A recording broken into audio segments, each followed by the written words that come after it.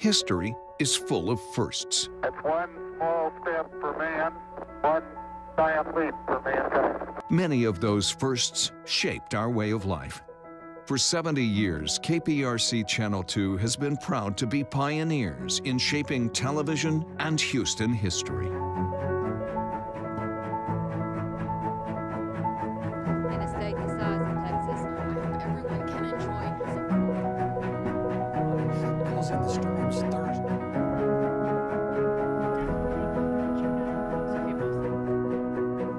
Minutes before 9 o'clock, the crew's here telling her. This is the first time in a long they haven't let it. Send us some of your men. Isn't it good to work for a place that has a sense of history? And indeed it is. See, taking the president from Spring to College Station following.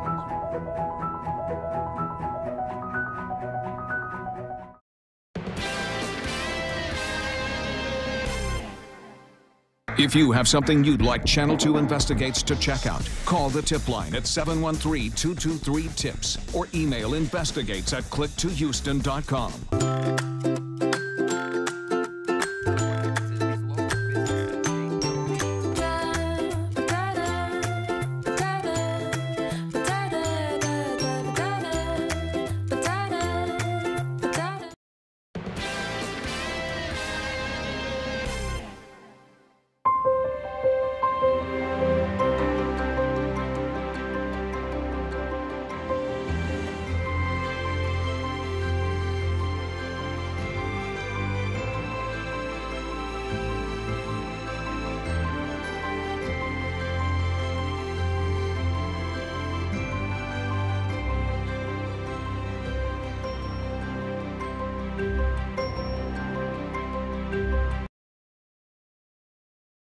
Live from KPRC, this is Channel 2 News at 10.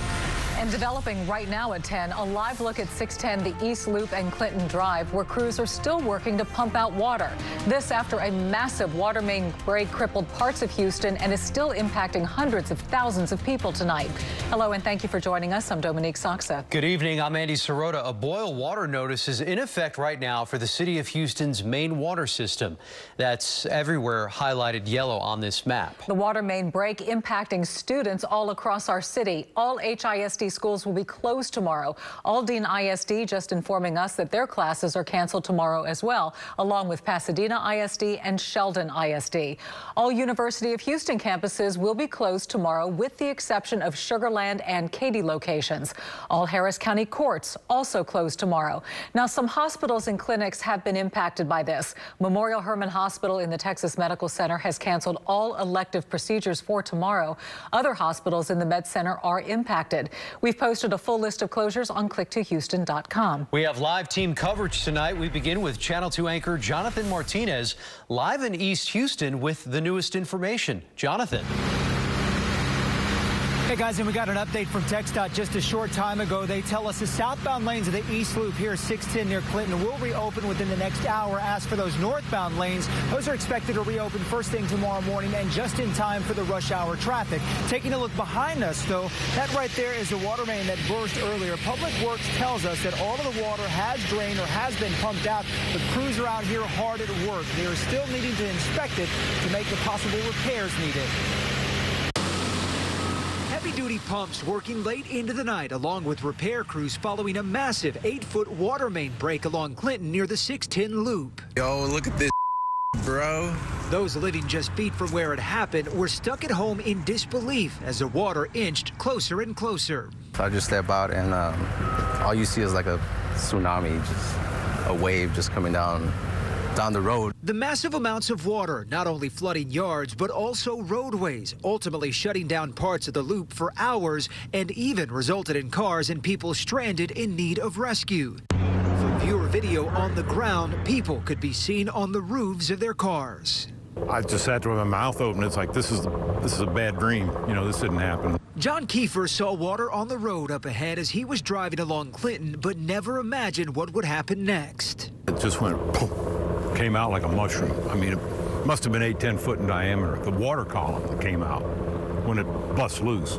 After getting help from others and pushing his car to high ground, his prized possession, a 2009 limited edition Corvette, is now out of commission. I couldn't move the car. I crawled out of the window. I didn't know how high I was going to get. I mean, that water was coming out. It looked like a waterfall. Kiefer, along with many others stranded by the floodwaters, just thankful they were okay. Just say my prayers. Big guy was looking after me, man. I mean, that was spooky. Just glad to be alive. And we're told the repairs to that water main will likely start sometime early in the morning. It should also be mentioned there is a boil water notice in effect for the next 24 hours or so. City and county leaders are also urging folks to conserve water if possible. That is the very latest. We're reporting live tonight from the city's east side. I'm Jonathan Martinez, KPRC, Channel 2 News. Thank you, Jonathan. As we mentioned earlier, a boil water notice is in effect for most of the city of Houston. That includes anybody in the shaded area on this map. That makes water bottles, of course, the hottest item at grocery stores all over the city. Channel 2's Hannah McKenzie live at the Kroger off Buffalo Speedway in West Park talking to shoppers tonight. Hannah? Dominique, most of those shoppers were very annoyed. That is up until 8 p.m. when this last-minute shipment of bottled water came in. And now if you take a look down this way, you can tell there's no shortage of water at this store anymore. Bare shelves and empty pallets greeting frustrated shoppers. Well, as far as water, there's nothing there. Chirag Patel now refilling empty jugs he had around the house. I'd probably try to go somewhere else, see if there's something available. I didn't expect it to be cleared out the way it was here. Some customers, like Rochelle Abrams, splurging on what was left, the expensive brands. It was not cheap, but it tastes good. Water flooding much of Houston Thursday after the main break. Paper's fine. But as shoppers like David Strumeyer found, hard to come by inside area stores following a citywide boil water notice. At this point, it's kind of bare bones what was left in there. This Kroger off the Buffalo Speedway, one of 14 area Kroger stores, getting a late-night extra shipment of water. Thomas DeSalvio telling us, though, he's not waiting around for shelves to be restocked. They were out of water, so I'm going to drink beer. Per that boil water notice, you should use bottled or boiled water for drinking, making ice, brushing teeth, cooking, and water for pets. The running water in your home is safe for washing dishes as long as you rinse with boiling water, doing laundry, and bathing. Once that boil water notice is lifted, you'll have to flush out your water system. You can do that by running all cold water faucets in your home for at least 1 minute, cleaning out all ice makers, and if you have a water softener system, you'll want to run it on a regeneration cycle. Reporting live from Upper Kirby, Hannah McKenzie, KPRC, Channel 2 News. Some great information, Hannah. Thanks so much. The rising water caught several drivers and neighborhood residents by surprise, leaving several stranded inside their homes and cars. The Houston Fire Department rescued 3 people from cars that were left flooded out along the East Loop, while some were trapped in their homes watching the water rise with no way out. Channel 2's Joel Eisenbaum spoke with a mother about the harrowing experience. My brother-in-law had to jump the back gate from the neighbor's house, and that's how he got me out. So you literally, you took Jose, you lifted Jose over the fence? Yes. And you went out through the neighbors? Yeah, pretty much like throw him through the gate and jump the gate. That is a crazy morning, but everybody's okay? Yes. I'm glad. I know it's upsetting. Joel tells us he spoke to the woman again later, and she made it back home. Thankfully, her house was dry. Some vendors at the Houston Livestock Show and Rodeo really concerned about tomorrow night following this major break. Although grilling went on as planned for the first night of the cook-off, the leak could leave a lasting impact tomorrow. Thankfully, most teams brought their own 55-gallon tanks of water, but some say if they are unable to fill them back up tomorrow, it could become an issue. So here's what you need to know if your home or car was impacted by today's flooding. If your property sustained damage, the damage is covered by your personal flood insurance, not your homeowner's insurance. If your car is damaged, your car insurance should cover it. Governor Greg Abbott held a briefing from Austin where he talked about the state's coronavirus plans, but he also talked briefly about the efforts to help Houston and Harris County in the wake of today's massive water main break. I have requested state agency personnel to coordinate with both city and county officials to fulfill any unmet needs. State personnel are ready to respond to any request for assistance by local officials. On click2houston.com, you can see a list of schools, hospitals, clinics, and other businesses that are closed tomorrow. And before you head out in the morning, be sure to check out our brand new What's Driving Houston page on click2houston.com/traffic. You'll be able to plan your morning commute and get real-time drive times at your fingertips 24/7.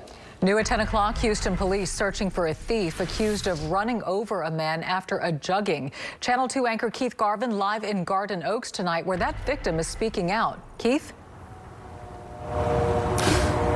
Dominic, jugging, of course, a police term used for when thieves target people who withdraw money from banks. They follow them and then they steal that money. That happened to a man just last week who withdrew money from this Bank of America, and he has the broken bones to prove it. I very vividly remember the front tire going over and then the back tire going over. He doesn't want his face shown, but the cast and leg brace tell the story. Chris Fisher is recovering after someone followed him from a bank last Tuesday, broke into his truck, then ran him over when Fisher tried to stop him. Fisher was dropping off paperwork at an accounting office for his job when he went inside, then noticed something fishy. And I kind of caught out the corner of my eye out the window that someone was standing next to my truck. In this sped-up surveillance video, you see Fisher park and go inside the building. That's when a black four-door Hyundai pulls in next to Fisher's truck. A suspect jumps out, breaks Fisher's window, and steals money Fisher had just withdrawn from a nearby Bank of America. That's when Fisher runs out, trying to yell and scare off the thief. At that point, I was just trying to get out of the way, which obviously, as you can see, I wasn't very successful. You see the crook run right over Fisher and just keep on going. The collision left Fisher with a broken bone and torn ACL in his left leg. His right leg was even worse. It was a compound fracture with bones sticking out, both bones in my lower leg shattered, and they've had to go in and put titanium rods in and screws and all sorts of fun stuff. Fisher now wants the suspect caught and placed in jail. He could have taken someone's husband, his father's son, and didn't seem to really care whether he did or not. We always think we have forever, but you never know. So if you see this guy, let's get him off the street so this doesn't happen to someone else. And back here live, if you know anything about the suspect or that Hyundai sedan that had paper plates, contact Crime Stoppers, which is offering an up to $5,000 reward for the arrest or charging of a suspect. That suspect, if caught, will be charged with aggravated assault with a deadly weapon. Reporting live from Garden Oaks, Keith Garvin, KPRC, Channel 2 News. Keith, thank you. Now to the global coronavirus crisis. The Dow plummeting nearly 1,200 points today. Its biggest one-day point drop ever. The S&P also logging its worst day ever, falling 137. The Nasdaq sinking 414 points. A whistleblower at the U.S. Department of Health and Human Services is now seeking federal protection. They claim that healthcare workers who received the first American evacuees from the coronavirus outbreak in China were not trained properly or equipped with the right protective gear. A top-level State Department official fought back against the claims in a hearing with the House Foreign Affairs Committee, saying that everyone involved was appropriately equipped and trained. FBI agents descended on the administrative offices of Houston ISD today, while IRS agents found themselves at the home of the district chief's operating officer. Agents arrived at the school at around 8 o'clock this morning for what a spokesperson would only describe as court-authorized law enforcement activity. Now, this all comes after several calls for a state takeover of HISD. This is all bad signs. The signs have been bad. They're going to continue to be bad until this leadership is changed. The fact of the matter is that Houston deserves better. The TEA accused the district of several improprieties, including the unlawful awarding of contracts. Well, it has been 2 weeks since Channel 2 Investigates exposed a private African art collection being stored in a taxpayer-funded maintenance shed. There is no paperwork. Now, the county is still searching for answers, and they're not the only ones asking questions. Coming up, Channel 2 Investigates has learned of a significant development. All right, trail riders, it is going to be a chilly morning, but as you all head into Memorial Park, it's going to be perfect for the final trail ride and a really nice Friday. So get ready for that. Parade weather, perfect. I'll have your full forecast straight ahead next on Channel 2 News at 10. Should you Remember all that privately owned African art stashed inside a Harris County maintenance shed on the taxpayer's dime? Channel 2 investigator Mario Diaz broke this story a few weeks ago. The man who has control over the shed, Harris County Commissioner Rodney Ellis, isn't providing many answers, and the questions are not stopping. Channel 2 Investigates has learned the district attorney's office is now probing the private collection after concerns of potential criminality were raised.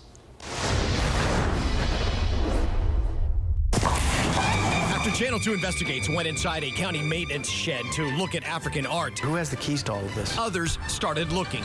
Days later, Commissioner Rodney Ellis's shed transformed into a pop-up art expo, meaning a whole lot of people were popping up, coming and going. The public not invited. Now we know these guys are looking, and so are these guys. Channel 2 Investigates has learned the district attorney's office has been made aware of the findings by county attorneys concerned over potential criminal activity. County officials tell us they have had at least 2 in-person meetings with the DA's office. Sir, I know you're walking away. We just want to try to get some answers, sir. Commissioner Ellis won't tell us who owns the art, how it ended up in this shed, and how much county taxpayers are spending to keep it there. The buck stops with you, sir. What do you have to say to Harris County taxpayers about this? Thank you. The county attorney's office isn't having any more luck. We are having difficulty getting answers. Melissa Spinks is helping spearhead the investigation. How much transparency are you getting from the people involved with this art?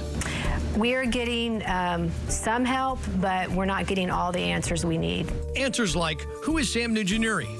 Here he is in February 2018, pictured with Commissioner Ellis. We know Nujanuri signed an agreement with Ellis to display 14 pieces of African art in county offices. But Nujanuri's company, African Art Global, was non-existent when we first started asking questions. He's since filed new paperwork to bring his company up to date with the state. Spinks says her team has already identified hundreds of thousands in taxpayers' dollars spent to modify the shed to store the art. Currently, we anticipate that the invoices total over $250,000. Channel 2 Investigates obtained separate invoices showing $16,000 spent to move art to the shed, as well as to prepare it for fumigation. Taxpayers stuck with both bills. And still a huge question: who actually owns all this valuable artwork? There is no paperwork. That's right. No paperwork to back up who owns all this. Not to mention what started as an agreement to display 14 pieces somehow ballooned to an inventory of 882 pieces in 2018. Now that number has grown even bigger. There are over 1,200 pieces. Come again? Over 1,200 pieces of art. 1,200 pieces, no paperwork showing who owns it. One person interested in all of this is Darlene Jarrett. Sam needs to go to jail. Jarrett is a grandmother of 12. Court records show the company Sam Nujanuri used to operate owes her nearly $280,000. It was shocking to me that he was doing business with the county with what I knew about him. Following our first report, Jarrett and attorney Joe Walker sent the county and Commissioner Ellis a notice of claim and a preservation demand for the artwork. They want to make sure they are paid and that artwork doesn't move. They are not the only ones determined. So is Spinks and her team. No matter how difficult the task, we're going to keep going with the investigation because the citizens of Harris County deserve to know.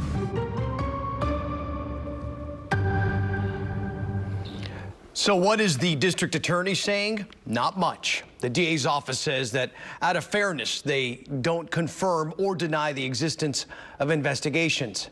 But we keep digging and finding new angles. Take a look at the image that Channel 2 Investigates has obtained. It shows a family inside that maintenance shed with Commissioner Ellis and a child lying on a piece of art. Remember, Commissioner Ellis and his team has said this private collection is supposed to be public art on display across the county, but right now it is off limits only, accessible to Commissioner Ellis and the people he chooses. Tomorrow night at 6 o'clock, we'll explain what else we have learned about the image that you just saw and what is happening inside of that shed outside of the public's view. Boy, a lot of layers to this one, Mario. Eye-opening for sure, Mario. Thanks so much. Right. Okay. If you have a story for Channel 2 Investigates, call the tip line at 713-223-TIPS or email investigates@kprc.com. Frank joining us now. Beautiful day. It's going to be even better tomorrow. And then there's the weekend. Yes, then it's the weekend. It's going to be pretty all the way in and warm up every day a little bit. Perfect. I know. Take a look at this. It's a hot tub, a sunset, and a glass of wine. Well, what more do you need? Sounds like a perfect evening to me. Last moment of the sun's rays there. It's a pretty picture there at Lake Jackson. And look, you may have noticed Venus is big and bright. She's shining just tonight. off to the moon. Yeah, and there's a closer look at the moon, which will be full on March the 9th. So it's trying to get there.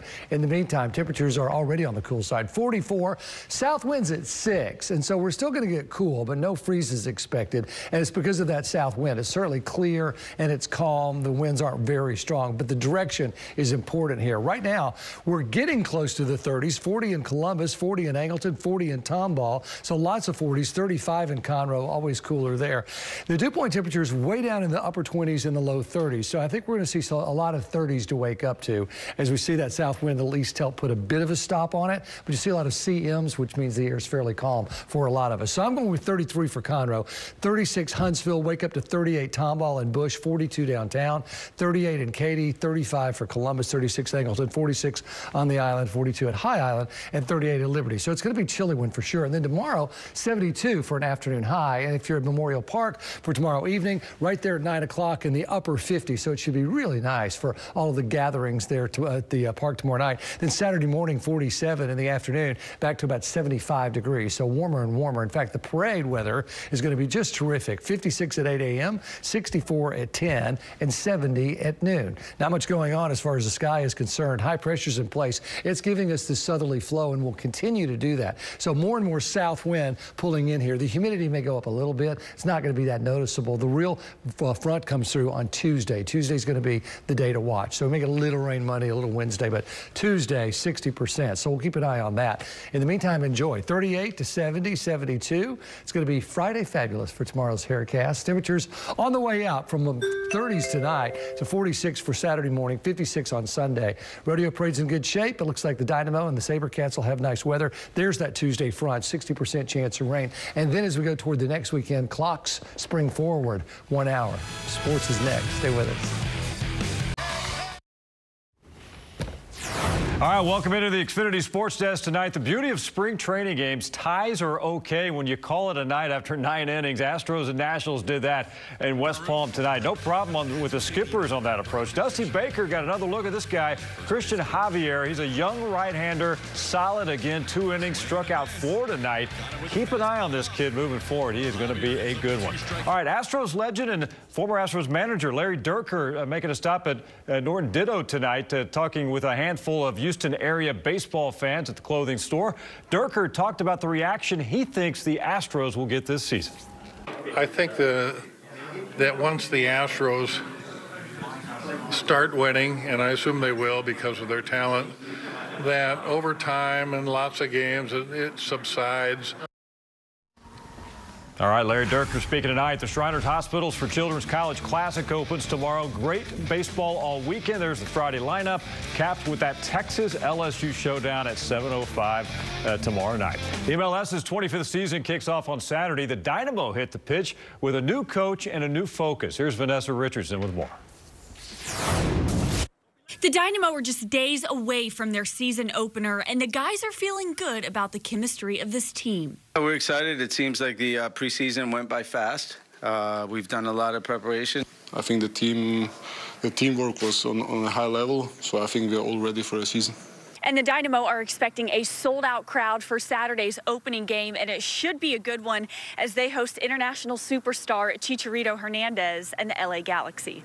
It's not just Javier Hernandez up front, Katai on one side and Pavon on the other side. I mean, those three are as good as any three in the league. And the key to beating the Galaxy, playing like it's just any other game. We do for all games the same thing. I think this is like the pressure is on both teams. It's the first game. Everybody wants to take their first 3 points. And making sure those loyal Dynamo fans are loud. That'll just make it a great atmosphere, and obviously what player doesn't want to be part of an environment like that? With the Dynamo, Vanessa Richardson, KPRC Channel 2 Sports. All right, to Saturday afternoon, and Frank says great weather. Go watch some soccer on Saturday. Why not? Excellent. Brandon, We'll be right back. Approve this message.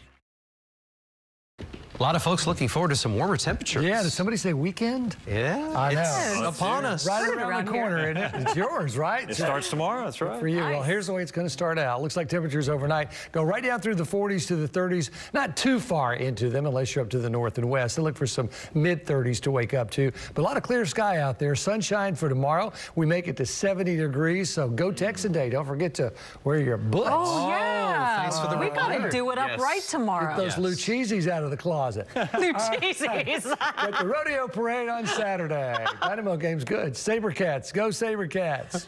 Oh, you funny, Frank. The Tonight Show's next. Have a